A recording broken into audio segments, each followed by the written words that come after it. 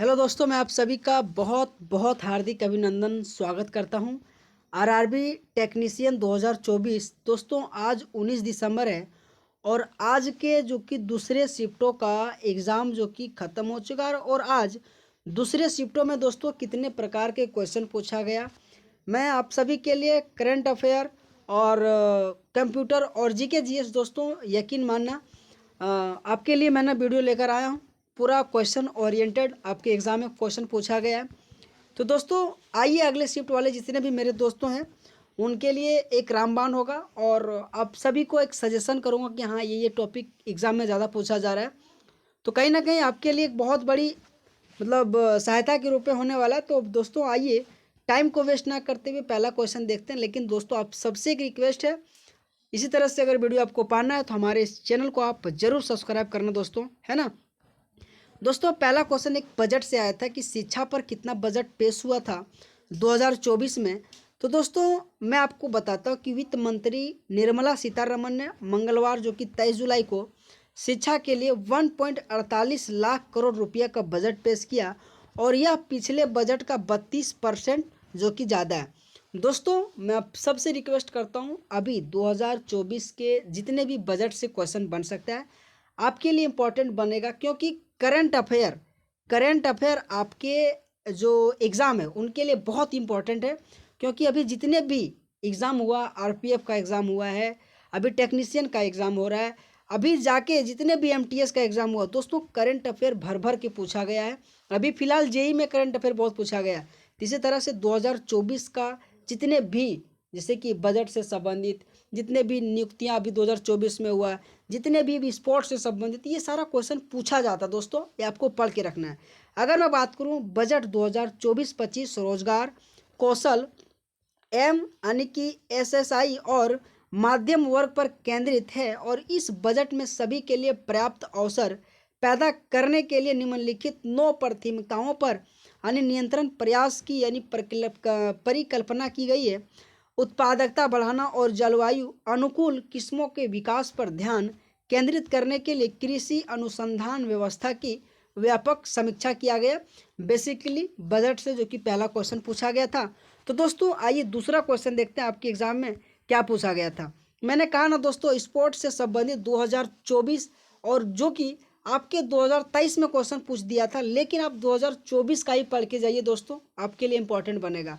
Question दूसरा पूछा गया कि जूनियर हॉकी जो कप 2023 का कहाँ आयोजित किया गया था।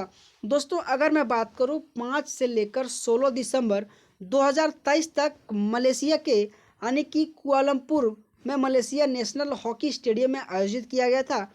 जर्मनी ने फाइनल में फ्रांस को 2-1 से हराकर रिकॉर्ड जो कि 7वां खिताब जीता। उन्होंने क्वार्टर फाइनल में जो कि गत चैंपियन क्या बोल रहे हैं, अर्जेंटीना को भी बाहर किया था।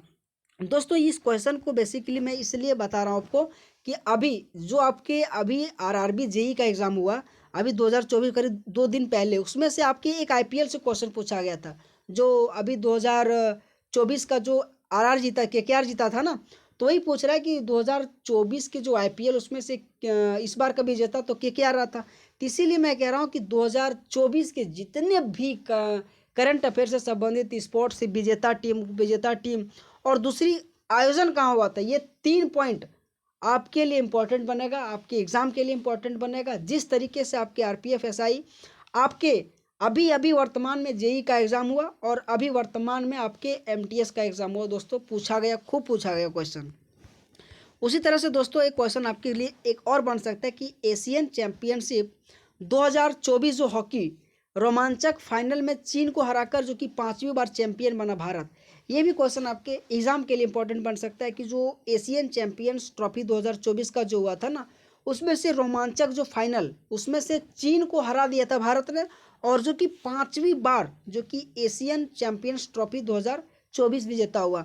अभी 2024 में जो कि T20 वर्ल्ड कप खेला गया, उनसे क्वेश्चन आपके एग्जाम में पूछ सकता है कहाँ आयोजित किया गया, मैन ऑफ द मैच कहाँ मिला, कौन सा टीम जीता, कौन सा टीम उप विजेता रहा। तो इस तरीके से आपको रिलेट करके क्वेश्चन को पढ़ना है दोस्तों। अगर आपको क्लास अच्छा लग रहा है दोस्तों, तो एक लाइक और सब्सक्राइब जरूर करना दोस्तों, है ना। आपके लिए मैं मेहनत करता हूँ तो आप मेरे लिए इतना कर सकते हो ना मेरे दोस्तों। दोस्तों अगला क्वेश्चन है कि हिसार में कौन सी परियोजना शुरू हुई थी। दोस्तों एक क्वेश्चन आपके परियोजना से, आपके एक योजना से संबंधित क्वेश्चन रहता है।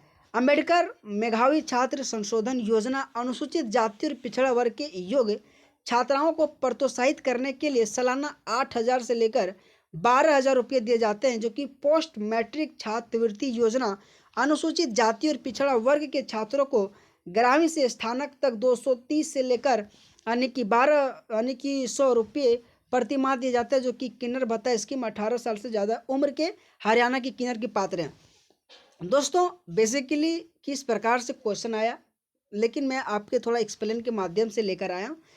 आप सबसे रिक्वेस्ट है, अभी मैया समान योजना आपके एग्जाम में पूछ सकता है, झारखंड सरकार के द्वारा लॉन्च किया गया था।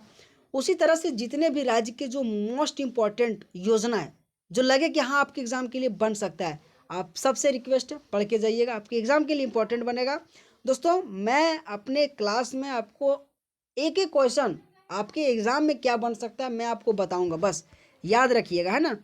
दोस्तों करंट अफेयर आपके कंप्यूटर से क्वेश्चन आया कि कॉपी करने के लिए कौन सा शॉर्टकट का उपयोग नहीं किया जाता, 4 ऑप्शन। दोस्तों यकीन मानना आपके एग्जाम में जो कि अभी टेक्नीशियन के लिए करंट अफेयर कंप्यूटर से बहुत क्वेश्चन पूछा जाता है, और वही पूछा जाता है कि इसका शॉर्टकट वाला जितना भी क्वेश्चन है बढ़ के जाइए। जैसे कि अगर मैं बात करूं कॉपी करने के लिए, यानी कि Ctrl+C कीबोर्ड शॉर्टकट का इस्तेमाल किया जाता है। अगर बात किया जाए कॉपी करना मेरे को, तो Ctrl+C कीबोर्ड की इस्तेमाल करना है। दोस्तों 4 ऑप्शन दिया था, उसमें से एक नहीं दिया था, मुझे उसको पता नहीं, लेकिन मैं आपको कुछ क्वेश्चन लेकर आ रहा हूँ ताकि आपके एग्जाम के लिए इंपॉर्टेंट बनेगा। अगर आपको कॉपी करना तो Ctrl+C आपको दबाना है। दोस्तों अगर कॉपी करने के लिए इस्तेमाल होने वाले कुछ शॉर्टकट जैसे कि करने वाले, जैसे कि Ctrl+X है ना, अगर पेस्ट करने के लिए Ctrl+V, पूर्वता करने के लिए Ctrl+Z, बोल्ड क्या बोल रहे हैं बोल्ड करने के लिए Ctrl+B, और यानी इटैलिक करने के लिए Ctrl+1। दोस्तों ये आपके कुछ शॉर्टकट है, आपके एग्जाम में क्वेश्चन पूछा गया था। 4 ऑप्शन में से क्या क्वेश्चन पूछा गया था, क्या ऑप्शन था, मुझे उतना नहीं मिला, लेकिन हाँ आपके एग्जाम में जो भी क्वेश्चन मिला था, या फिर मेरे दोस्तों जो एग्जाम दे के आया था, आप कमेंट जरूर कीजिएगा। दोस्तों अगला क्वेश्चन है आर्टिकल अनुच्छेद जो कि 42 किससे संबंधित है। अगर मैं बात करूं दोस्तों कि भारतीय संविधान जो कि 42 का संबंध काम की न्यायसंगत और मानवीय परिस्थितियों और मातृत्व राहत से है, और इस अनुच्छेद के मुताबिक राज्य को काम और न्याय संगत और मानवीय परिस्थितियां सुनिश्चित करनी चाहिए और मातृत्व राहत के लिए प्रावधान करने चाहिए। दोस्तों उसी प्रकार से आपके एग्जाम के लिए आर्टिकल 40 जो कि बहुत इंपॉर्टेंट बनेगा और ग्राम पंचायत से संबंधित है, ठीक है, ये ग्राम पंचायत से संबंधित है।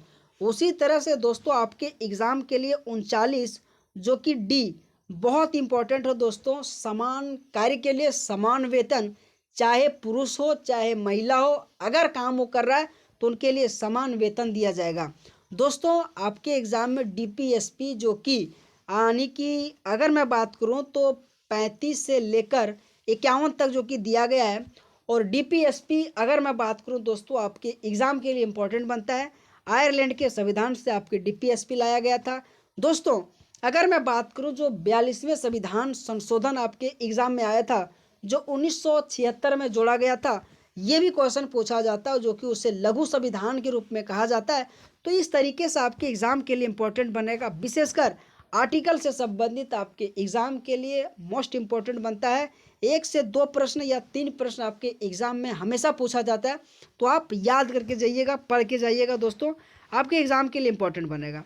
अगला क्वेश्चन दोस्तों कि इनमें से कौन सा एक सॉफ्टवेयर नहीं है। दोस्तों मैंने कहा ना आपके कंप्यूटर से क्वेश्चन पूछा जाता है।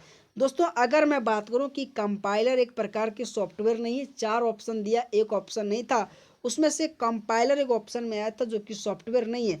अगर मैं बात करूं कि कंपाइलर एक भाषा जो कि दुभाषीय है और उच्च स्तरीय भाषा में लिखे गए स्रोत को कंप्यूटर भाषा में अनुवादित या संकलित करना या फिर करता है, ठीक है दोस्तों।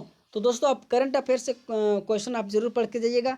दोस्तों थोड़ा कुछ मैं आपको बता देता हूँ, मैथ से आपके एग्जाम में थोड़ा क्वेश्चन पूछा जा रहा है ना, तो आप आराम से पढ़ के जाइएगा। सिंप्लीफिकेशन, नंबर सिस्टम, इसी तरीके से जो इम्पोर्टेंट जो आपके चैप्टर हैं उनको पढ़ के जाइएगा। साइंस से आपके रिएक्शन वगैरह क्वेश्चन पूछा जा रहा है। करंट अफेयर से बात करें तो 2024 में स्पोर्ट्स से संबंधित, योजना से संबंधित, है ना। तो इस तरीके से करंट अफेयर से दोस्तों। लेकिन रीजनिंग के लिए मैं आपको बता देता हूँ, अभी जो आपकी एएलपी का एग्ज़ाम हुआ, आप उसको पढ़ के जाइए दोस्तों। आपकी एएलपी जिस तरह से पूछा गया आपके एग्ज़ाम में भी पूछा जाएगा। तो दोस्तों, आप सबको बहुत बहुत शुक्रिया और बहुत बहुत धन्यवाद। दोस्तों, मैं आप सभी के लिए कम समय में मुझे जो क्वेश्चन मिला, एक छोटा सा ज्ञान मैंने आपको दिया, है ना। तो अगर आपको वीडियो अच्छा लगा दोस्तों, तो एक मेरी मेहनत के लिए कमेंट कीजिएगा और चैनल को सब्सक्राइब जरूर कीजिएगा। तो बहुत बहुत धन्यवाद। Thank you so much.